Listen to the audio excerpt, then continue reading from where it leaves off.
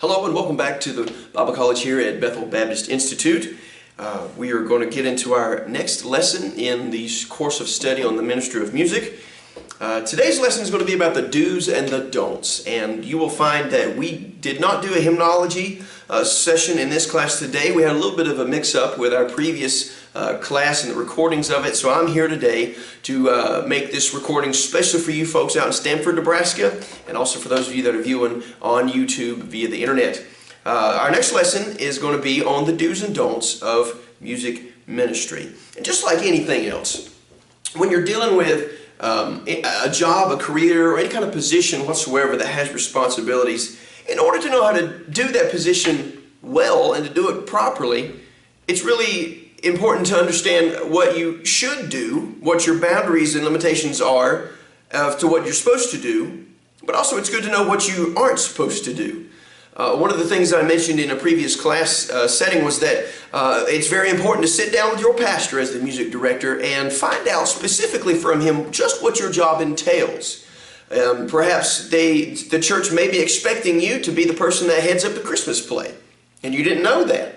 I mean, things like that, you never know. Things that extra responsibilities and jobs and duties may be expected of you that never really crossed your mind. Or on the same side, on the same token, you may have some ideas of what your job may entail, but the church or even the pastor may not have thought about that. So it's always good to sit down and clarify where the boundaries of your obligations and your jurisdictions are, so you don't overstep them, but also so you don't underperform them, okay? So since I like to always end on a positive note, or try to anyway, we're going to start on the negative notes, on the don'ts of music ministry. As the music director, these are a few of the things that you want to make sure that you do not do. Now, as the music director, you are going to be a helper to the pastor. Part of your job is to be an encouragement to him and to his ministry. You're an aid to the ministry of the church. You are an extension of the office of the pastor. He is your authority over you, and therefore when he entrusts you with that position in the church, he's putting his stamp of approval on you, and therefore empowers you with certain amounts of authority that the church must recognize and that the church must obey, and for lack of better words. But one of the things you have to be careful about not doing several things, but some of these things I want to specifically mention here in the lesson today. You're going to be sitting, for the most part, the music director should, and this is the way that I look at it, and I don't really think that there's an argument contrary to it. I think the music director should sit up on the platform prior to the beginning of service. One of the things that I'm not a fan of at all is dead time. I'm not a fan of wasted space. When it's time to begin service, and service begins, the pastor doesn't need to wait for the music director to walk from his seat in the congregation up the aisle and onto the platform and for the musicians to come to their instruments and begin to play. How often does your church not open with a hymn? Now, you may go to a church that it's not a regular thing that you open with a congregational hymn or the choir sings or things like that. But at my church and almost every church that I've ever been to and that I know of, it is an expected thing that you're going to open up with prayer and with a congregational hymn. That being said, it happens more often that we open with a hymn than we don't. In fact, I don't think I can even think of a time that we had service that we never opened with a hymn. So why is it that so many times in many churches, the musicians and the music director wait to be called upon to come to the front and to begin their part of the service as if it catches them off guard, like, oh, I didn't even think I was going to be singing tonight. I don't know what I was thinking. Go ahead and be prepared for what you know you're going to do. It's part of your responsibility. Show some effort, show some zeal about it, and get ready. Get in your position. Get a seat up on the platform next to the pulpit, unless, of course, you're the platform man at your church where you're responsible for opening service and for greeting the folks. Now, that's the way that I suggested that typically it works out better to be, because it takes less of the load off of the pastor. His main responsibilities are to pray and to preach. And oftentimes, he can get burdened or even distracted when he has to get up and he has to worry about greeting everybody and remembering to do it in a warm and welcoming and calming way. A lot of the times the pastor has so much on his mind and on his heart that it's hard for him to get up there and to genuinely smile and greet people with excitement and enthusiasm for coming out to the house of God. And that's one way that you can step in and help, because you don't carry the same amount of weight of the burdens that the pastor of the church does. So that's one way that you can really help him. But if you're not in the situation where you are the what we refer to as the platform man, you are not the person that opens the service and things like that, but you are called upon by the pastor. Now, in that situation, you need to get you a seat up on the platform and be ready for service to begin. The musicians should already be at their instruments in time for service to begin. Wasted time is not something that we like and not something that we want. So let's look for ways that we can cinch up slackness and wasted time in the process of the service, so that we are redeeming the time, as the Bible tells us, because we want to have as many seconds which turn into minutes, which turn into hours, for the preaching of the Word of God. Don't need wasted time. We need to reach the lost. So let's not dawdle around, okay? So that being said, I'm setting the stage and the settings that you're going to be setting up on the platform and waiting for service to begin, waiting for the pastor to finish prayer requests, announcements, and things like that. Now, some of these things that we're going to be dealing with are going to be in that setting, but they also apply to you if at your church, perhaps during the service itself, during even the preaching service, you stay seated up on the platform. Now, that is a common practice in some areas, in some churches. Not so much around here, but typically in a larger church, or especially if your church is limited on space and you're filling up, it's very important for the music director to be readily available and accessible to his duties. So I highly recommend that, if at all possible, you go ahead and sit up on the platform if it's available. Now, if it's not really necessary, it's not necessary, and I understand that. But it is often a good idea and a good practice if you're running out of space, or if you're at a larger church that we don't have to trek. Like for the invitation, you don't have to trek all the way across the sanctuary to get up there to do the invitation. You need to be as close as you possibly can. That being in mind, and that setting created for you in your mind, let's look at the things that you do not want to do as the music director, because people are watching you. People are looking at you. Number one on your list in your outline, and notice I didn't give you any study notes. It's because the so-called outline that I gave you is more or less just a list. It's not so much of an outline. So there's not really any notes to go with it, because it's all self-explanatory, okay? So that's why you only have your two sheets of your lesson, and then you have your third sheet, which is homework, and that's it. Do not keep looking at your watch during the sermon, especially if you're sitting up on the platform during the preaching. But also, even if you're in the congregation, do not be that person that the pastor catches in his peripheral vision from time to time, checking the time on your watch. Now, as a helper and an aide to the pastor, in some cases, in my case, I'm not only the music minister at Pleasant Grove in a Baptist church in Wilkesboro, but I'm also the youth pastor. So I act in several capacities and wear more than one hat at the church. And therefore, I believe that, and speaking from experience and having pastored myself, you tend to look at the folks whom you depend and endow greater responsibilities to during the service, because those are people that you typically would be able to count upon to offer certain amounts of encouragement throughout the service, especially if you're preaching a hard message.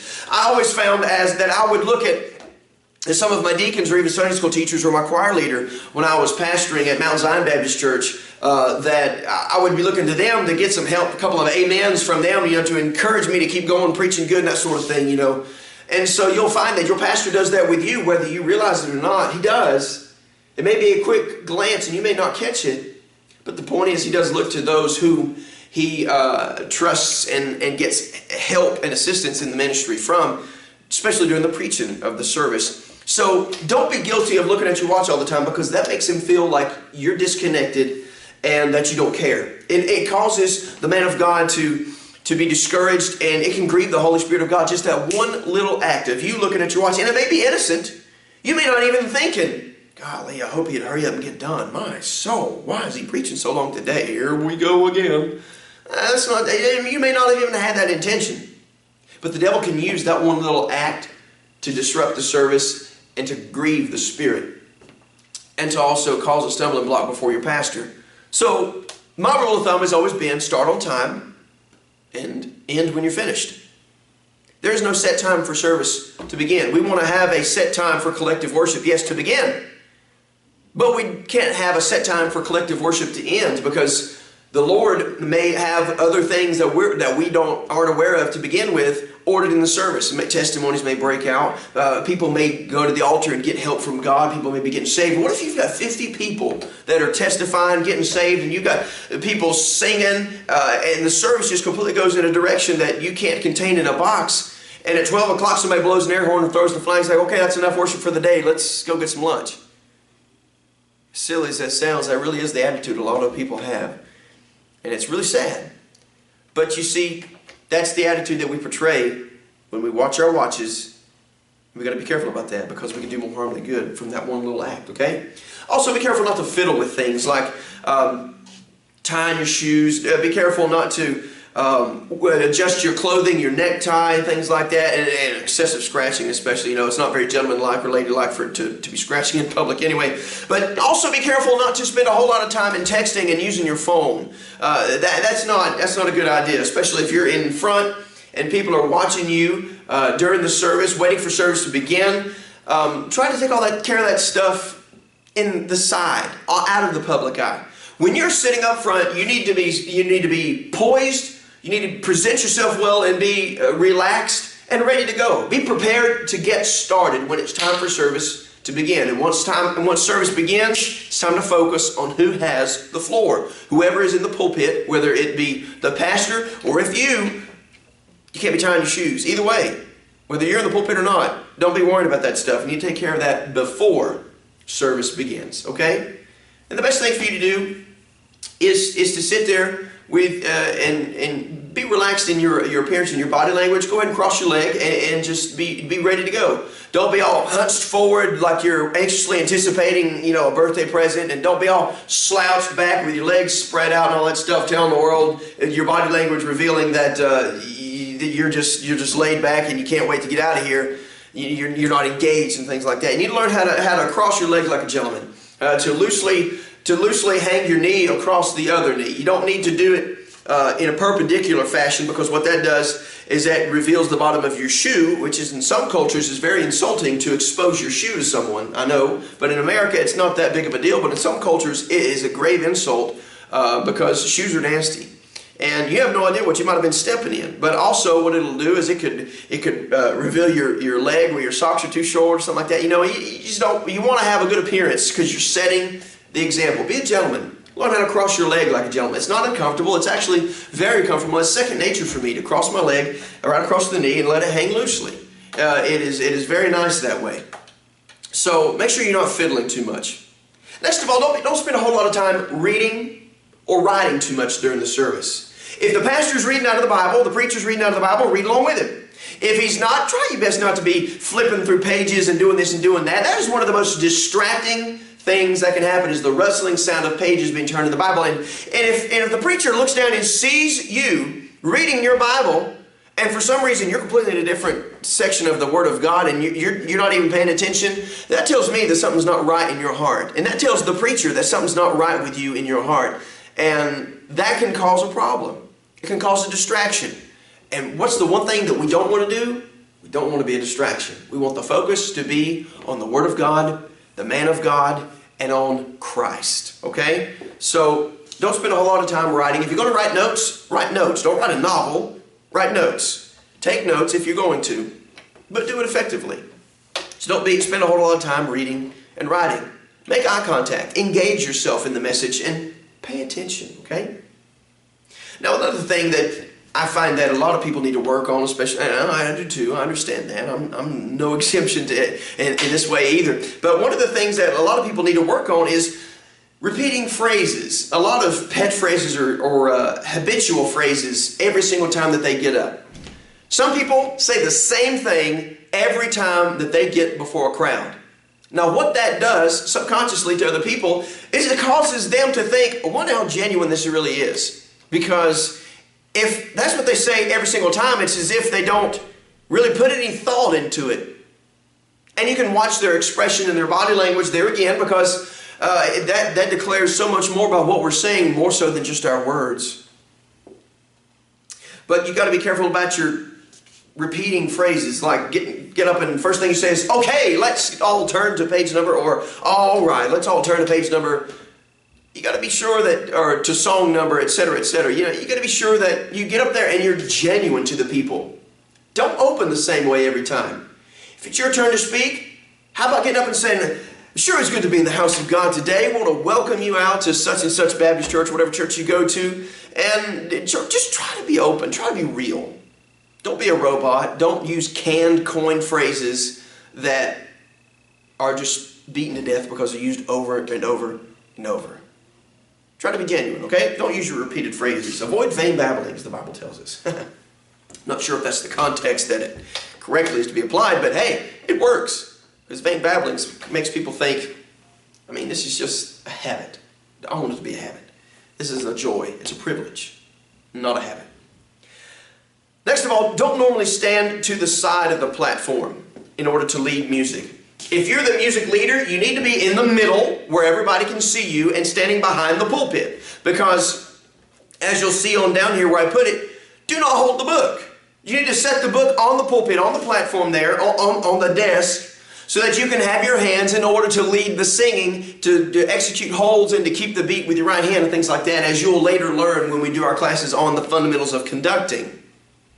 But make sure that you don't stand to the side of the pulpit. I've been to churches where the choir leader would stand all the way over on the side while the preacher stayed behind the pulpit and stood there.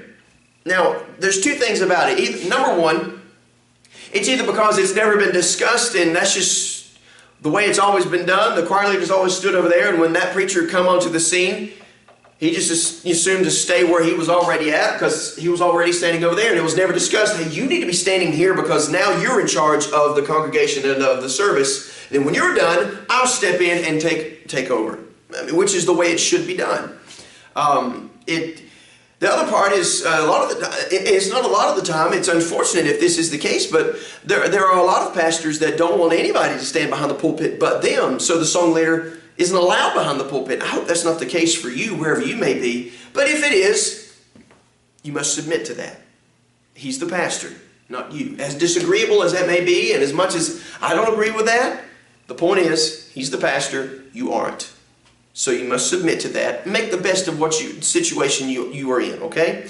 So, a lot of the times, although that may be reality in some cases, most of the time it's just because it's never been brought up. So what I want to encourage you to do, if you're already a music director at your church, if you're already the song leader, ask your pastor, hey pastor, you know, one of the things that I've been thinking and I've been learning with in Brother Ryan Marlow's class at BDI is that it's really important for me as the song leader to stand in the center at the platform so that all the focus is brought to the pulpit, so that as soon as we're done singing and you begin the message, the attention is already brought there instead of me over here and them having to turn this way and that way and it being kind of scattered. We want to bring the focus right here on the pulpit so that when the preaching is ready, people are already focused right here and they're ready to go. They're prepared. Because remember, when we sing, we're paving the road for the gospel to travel on. We're preparing the way, okay? The best endings to have in your songs are the endings that you've practiced. Do not have surprise endings. Don't. I understand that it's important to teach your people how to follow you as the leader, but if at all possible, at all costs, make sure that you don't pull surprise endings out of your back pocket. It can potentially cause a little bit of a snag in the service, an embarrassment, and then people aren't going to enjoy the song as much. And you're going to discourage some people in your choir. They're going to be like, well, if that's the way he's going to be, I ain't going to sing no more. And you know how people are. That's just the way it is. When you're dealing with humans, you're going to deal with people that are little babies about things, and they're going to get their feelings hurt, and they're going to go to the house and not come back. What do? Well, one thing you can do is just try not to have surprise endings. Do it like you practiced. And if you haven't practiced it, don't do it. How simple is that? That's one of the reasons that I have a problem, and I don't really enjoy or appreciate it when people out of the blue in the congregation will yell, how would you do song number or whatever, and they'll throw out a name. And I've noticed a lot of the times it's not even the correct name of the song, so I don't really know what they're talking about, and it's embarrassing for me because I'm having to converse all the way on top of the platform with the person way in the back who's trying to tell me what song they want us to sing. But It's as if people don't think that I spend time praying, or that you don't spend time praying and preparing for the service and the music. It's as if you just go, we'll do this one, and have that one standby. It's not how it works. As the music directors, and as we're given this responsibility in the music portion of the services of the church, in the ministry there, we must spend time preparing, praying, and getting our hearts right and in line with God, and learning what it is that God wants us to do. Okay? So that's one of the reasons that I have a big problem with people that just randomly spit out song names. My favorite situation is when they spit out a song that the choir doesn't even sing or have music for. And then they act all upset because you didn't do the song that they wanted to do. Hey, newsflash, folks. We're not here to put on a concert and to tickle your ears. We're here to praise God and to worship Him through song. Unfortunately, there's a lot of people that just don't get that. So the best surprise endings are no surprise endings. Do it like you practice. And if you haven't practiced it, don't do it. Make sure you hold the book while you sing, unless, of course, you just don't have a pulpit in your church. And if your church doesn't have a pulpit, make one. Find one. Do something. I mean, how in the world does a preacher preach without a pulpit? So try your best to never hold the book when you sing, because you can't. Because if you're standing off to the side holding the book, well, that means that you're going to have a microphone in your hand. Well, how are you going to lead the singing then? You can't. That's another reason you should go to the pulpit, because that is where the microphone is mounted, and it needs to stay on. Train your sound men, your sound engineers, that if you're behind that desk, that microphone stays on, because you may have a little bit of a cue that you want to give in between verses, a word that you might want to share, or special instructions you want to do, like all ladies sing on the second verse, and then men, you'll take the third verse. Well, if the microphone is cut off, number one, they're not going to hear you as you sing the song.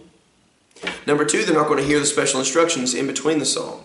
So train your sound men. Always leave that microphone on if I'm behind that desk. Okay? If I'm behind the pulpit, leave the microphone on. And if you're standing over here to the side, you don't have a microphone, and people can't hear you. And some of the senior citizens that might be harder of hearing than they care to admit, they appreciate being able to hear you. I don't care how projecting of a voice you may have. If you have a microphone and an amplifier system, use it. Okay? Don't be stubborn about it. Do not be the first person to leave service. Don't be so anxious when service is done that you're out the door, out the side door. It's amazing how many people refuse to shake hands with the preacher, and they skip out the sides every direction that they can.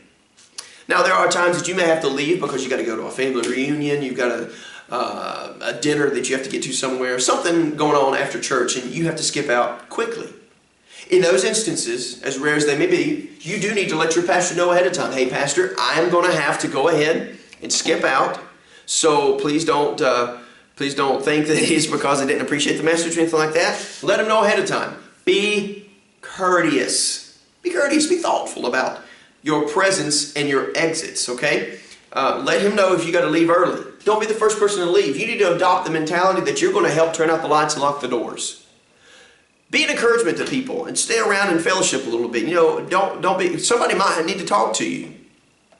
So don't be so quick to shoot out of the sanctuary like a bird let out of a cage. Don't be the first to leave. Be one of the ones that help to cut out the lights and lock the doors. Try to take that responsibility off of the pastor. He has enough to worry about.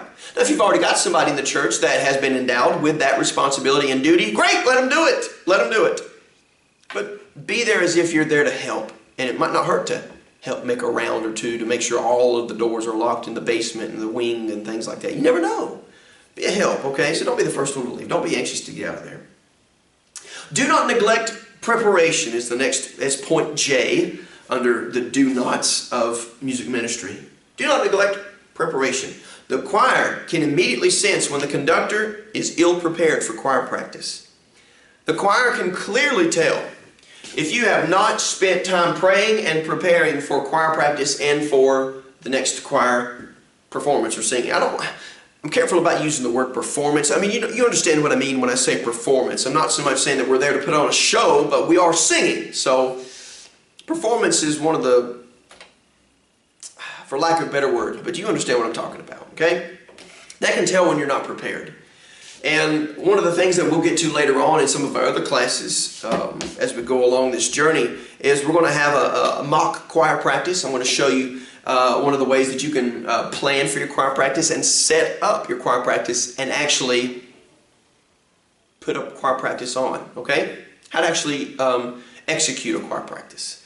The things that you need to do and to have goals and objectives and have everything timed out and lined out. That way you accomplish your objectives. And it's also good to plan out your choir practice 2, maybe even 3 practices ahead, or even further if you have to, especially if you're doing like a Christmas cantata or something like that. You got to have an end goal, a date that you would like to have everything finished, or if you're doing a new song, you want to have a date set where that new song was finished and ready to go. And the only way that you're going to be able to do that is to be able to plan out how you're going to spread it out over that time, how much you're going to work on it at each practice, and when you plan to be able to arrive at that destination of being able to put that song into the rotation in the services, okay? Because the last thing you want to do is sing a song that you haven't spent enough time practicing and preparing. That can be discouraging, but it could also be distracting as well, okay? So be prepared. Next of all, K, you don't want to criticize the music director that preceded you. As bad of a job as you may think that they did, as slack as you think that they may have been in their duties, and as little time and heart that they may have invested in the music program of that church, you don't need to criticize them. What you need to do is to pray and ask God to help you to be the greatest music director that you are possibly able to be, to the glory of His name, to the help in the worship service and the ministry of your church. You need to pray and ask God to use you in that capacity for the season that you are allowed to be there. Because one day you're going to go. You're not always going to be at the church that you're at. But while you're there, why not do it to the best of your ability? And then pray and ask God to help you get even better to the glory of His name. Okay? Don't do it for fame, recognition, and fortune. Do it because you want to help, not because you want to hurt. Okay? So don't criticize that music director that preceded you. The best way, if you'll just do your job, if you'll just dedicate, put some time and some effort working in the foreground, but especially working in the background as we talked in a few lessons ago, and working in other ground, it'll be revealed very quickly. Just if that person before you was that bad of a choir director and you want to say something and make comments of, oh, good grief, I can't believe this, that, and the other thing, just do your job. And you'd be amazed at how people will go, huh, we've never had anybody do that this way before. But don't be guilty of being critical or degrading. That's not Christian. Whatever you do, do it as unto the Lord. Do it for the right reason and let God bless it, okay? Don't make too many sudden changes. It's a gradual process. You don't want to come in and the very first thing that you do, rearrange the choir. The next thing you do the next week is completely reorganize the book and start yanking out songs and things like that. You don't want to walk in there like a dictator with a bullwhip and start cracking it everywhere and demanding this, that, and the other thing. First thing you got to do is you got to earn the respect of the people, earn their trust. Let them see that you know what you're doing, or they'll figure out that you don't know what you're doing. That's even worse. That's where prayer and practice comes into play. But you need to develop that rapport with your choir and with your church so that they get to the place where they recognize you as a person that has been entrusted with that authority over that department, but also as a person that they can depend upon, who's reliable, and that you're going to do a good job. And you'd be amazed at how much people will allow to be done if they just trust you. One of the greatest things that you can do is just be faithful. Be there. Be dependable. Be genuine. Be real. God will use that and He'll bless that. You have to do it in phases and in stages. You have to earn their trust first before you make any changes. So don't make a bunch of sudden changes all at once, because you know what's going to happen? People are going to quit. People are going to get discouraged. They're going to get the feelings hurt. He took my favorite song out, and then they'll not come back. Yep, true story. I know people that have done that. That have quit going to church and quit singing in the choir and quit going to church altogether, all because one song got took out of the choir book. And the song wasn't even doctrinally correct. The pastor didn't agree with it, and the music director didn't agree with it. But because that one song leader really liked it, and that was his favorite song, he quit. Everything, church, choir, all of it, quit. Just goes to show you the maturity level of most Christians is not relevant to age. You can have senior citizens in the kiddie pool of Christianity in ankle-deep water, while you've got teenagers, 20-something, 30-somethings, and 40-somethings that are off in the deep end and waters that cannot be passed over, waters to be swam in. You know, they're over their head. They've gotten in over their head in their relationship and faith with God. So you do have to be careful, because remember, a lot of people are very childish in their attitudes and their maturity levels, and you have to take that into consideration. Be wise. Be gentle and be wise. Okay? M. Do not organize all the choirs at once. Start with one. I encourage you to, I suggest you start with the adult choir. Start with it, get it rolling smoothly, get the foundations established, and then move on quickly to the next choir down, say like the teenage choir. And if your church is large enough, then to the junior choir. And then if your church has a children's choir, move on, etc., down the line. Start with the adult choir first, though, if it's possible. And the reason being is because they're the ones that people see the most. They're the ones that are featured the most. So they're the ones that's going to require the most work. It's usually where your largest number is as well. So go ahead and start with them. Get that ball rolling. And then move on to establishing and working with the youth choir, the teen choir, and on down the line all the way to the children's choir.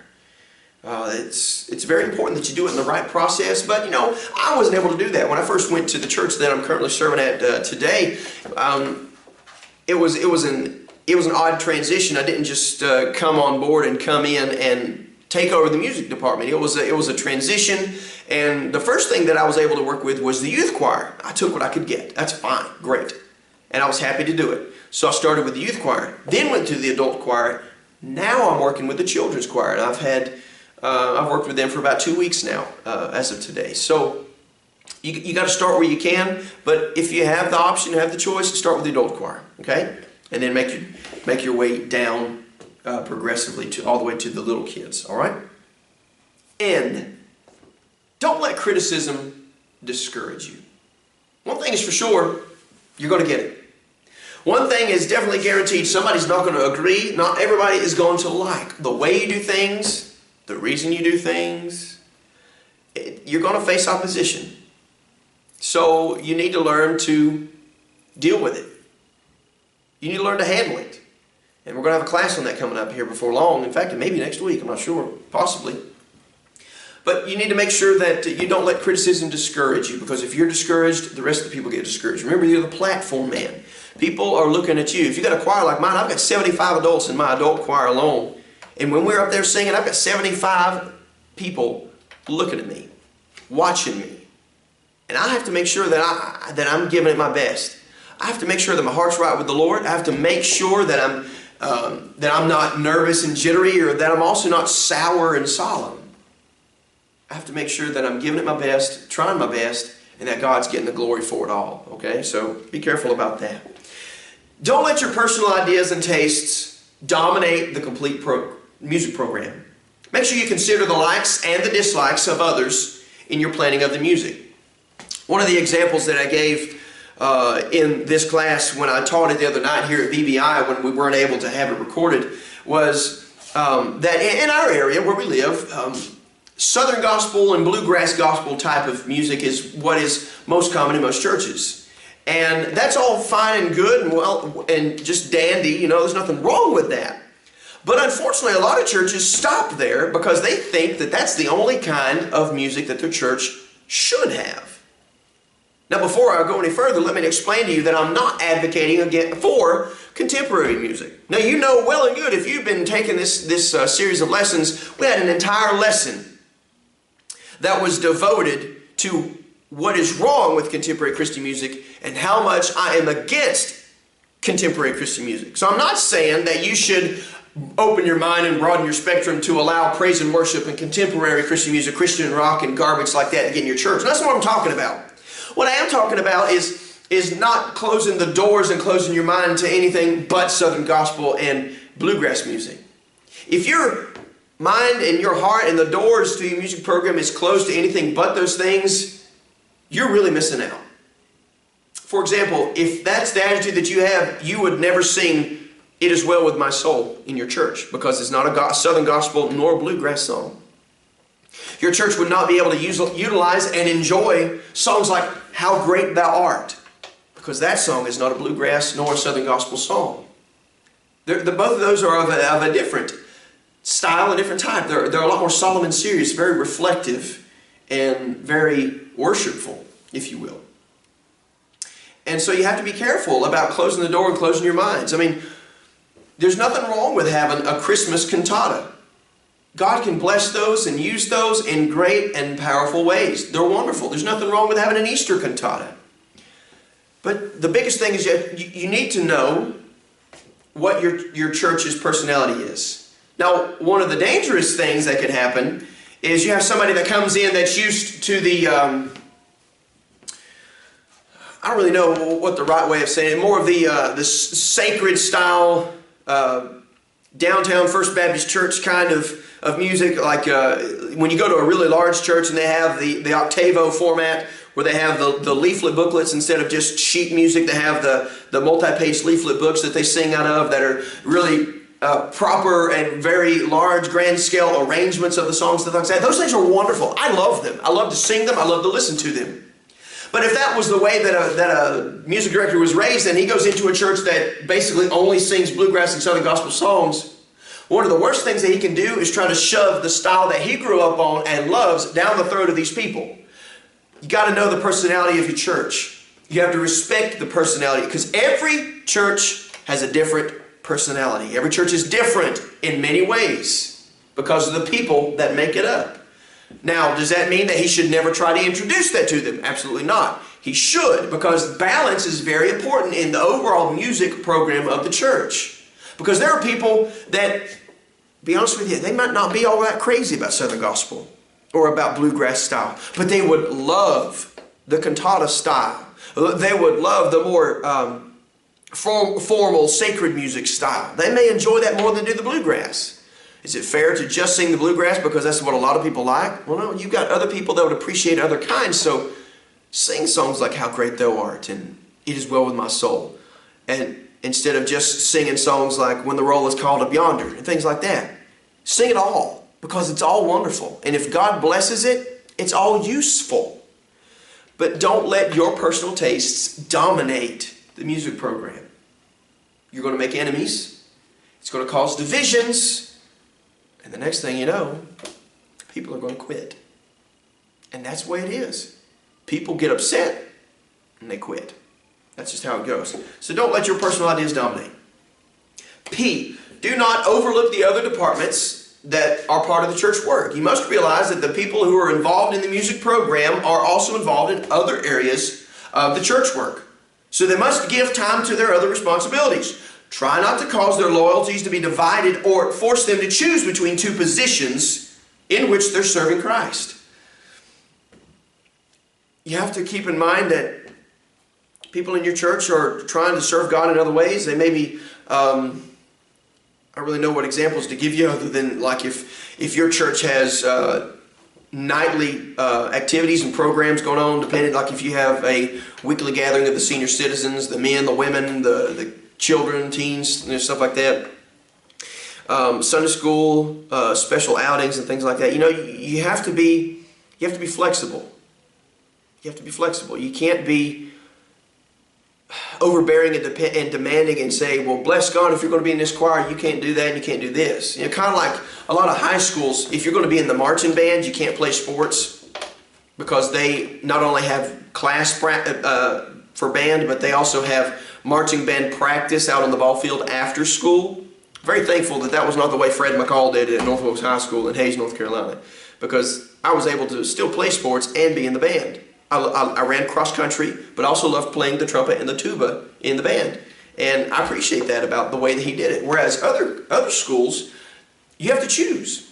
That's not really fair.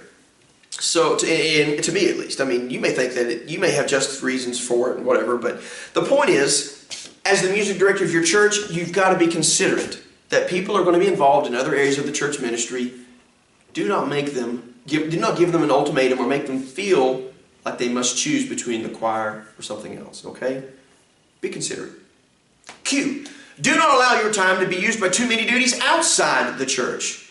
If you're not able to spend time in preparation, in prayer, if you're not able to have time to spend at the church and getting things ready for practice or getting things ready for service and spending time looking through the book and praying over what songs you're going to do and preparing this, that, and the other thing, you're too busy.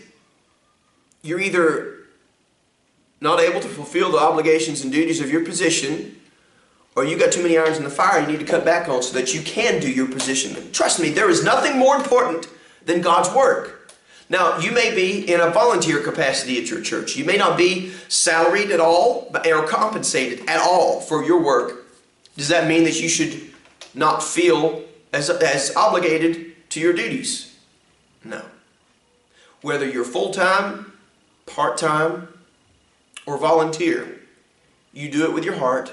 Do it with all that you have to give it, to the best of your ability, because you're doing it as unto the Lord. You're doing it for the glory of God, in His church, for His ministry. Okay? So you need to look at it that way. Do it with joy, with zeal, with excitement, because it gets contagious.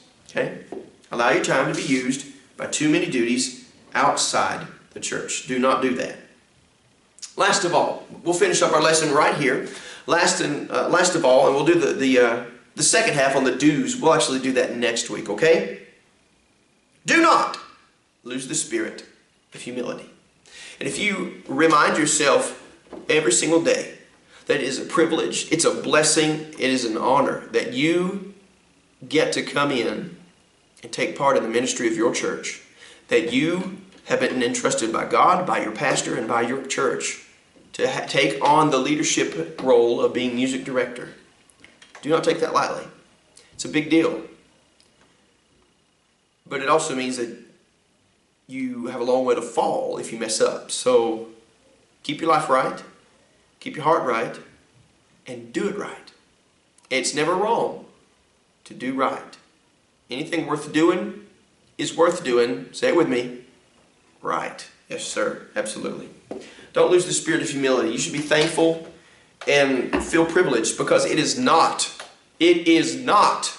a right for you to be able to participate. It's not. It's a privilege. It's an honor. It's not a right. For the people that play the piano in their church, play the organ, the guitar, whatever instrument you play in your church, you must get it through your head, unless you're waiting on God to do it for you. Get it through your head. It is not a right that you do that. It is a privilege that you get to do that. And do it with joy. Do it with the spirit of humility, knowing that at any moment, your opportunity may be over. Your health, your ability, your mind, your hands, you could lose the opportunity for various reasons and not get to serve in the same capacity. Be thankful every time you get the chance to do what you do, and do it in a humble spirit. Okay? Now, turn to your homework real quick. What I want you to see, I want to go through these questions real quick with you. There's only 6 of them. But the first one is, I want you to think of 3 habitual phrases that you use and that you need to work on getting rid of and broadening your spectrum, instead of saying all right or okay and yeah all the time. Okay? Now, it's a key phrase that I keep using. Okay, question mark. You get it? I'm not sure if I did that on purpose or if I did it subconsciously. But either way, work on those key phrases.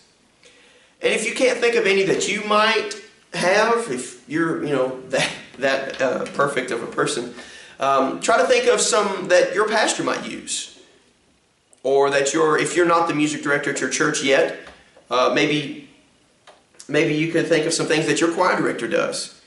Some of the key habitual repetitious phrases that they may use, and write those down. A, B, and C for number 1. Number 2, in your opinion, I want you to tell me why you think that I suggest why you should only work on one choir at a time when you're building the foundation of your music program, okay? So I want you to write that out in your own words, why you think it is truly that I suggest that you only work on one choir at a time. Number 3, give me the difference in your own words between what it is to be a know-it-all and being confident. The difference between a know-it-all arrogance and confidence. Okay? Number 4, golly, I got to work on that okay thing, don't I? I need to write that down on my list. Number 4, learn to be flexible. It is very important that you do so.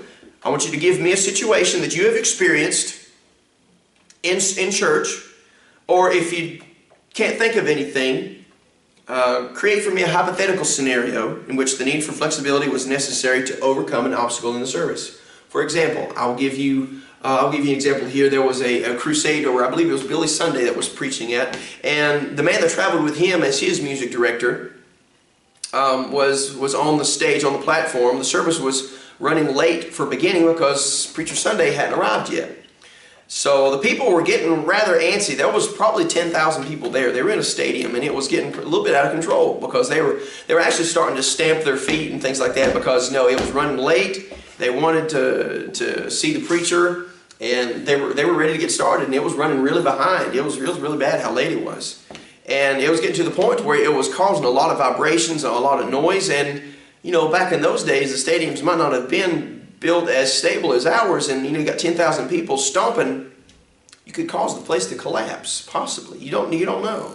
So what the song leader did, I wish I could think of his name off the top of my head. It slipped me. But what he did was he had a moment of brilliance in his flexibility in filling in the gaps. He jumped up and immediately struck up the band in playing the national anthem. And guess what everybody had to do? They all stood to their feet and sang the Pledge of Allegiance. Well, didn't sing the Pledge of Allegiance, they sang the national anthem. And probably recited the Pledge of Allegiance after that. But you see how that situation was used to avert a disaster. Because it was flexible and able to adapt to the situation. Boom. He was able to come up with an idea to help that situation. So give me something that would be similar to that. Maybe a drug addict, a demon-possessed person, or a drunk that is coming to your service and disrupted, and you caused everybody to stand up and sing Amazing Grace while he was escorted out. Something. Just give me an idea and try to paint a scenario if you can't think of one, but you can't use the scenarios that I just gave you. That would be cheating. Okay? Number 5, answer the question, what time is on time? We'll get to that in our next lesson when we talk about the do's, okay? And last of all, why is punctuality so important, okay?